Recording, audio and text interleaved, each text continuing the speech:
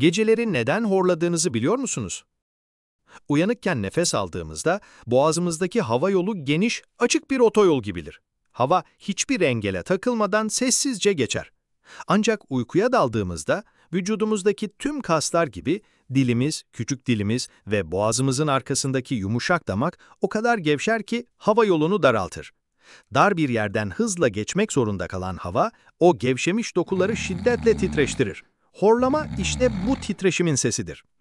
Fazla kilo, genetik olarak dar bir boğaz yapısı, alkol kullanımı veya sırt üstü yatmak gibi şeyler de horlamaya sebep olabilir. Dikkat! Eğer bu horlamaya nefes durmaları da eşlik ediyorsa, bu artık masum bir ses değil, uyku apnesi denen tehlikeli bir durumun işareti olabilir. Bu durumu yaşıyorsanız mutlaka bir doktora görünün. Detaylar açıklamada.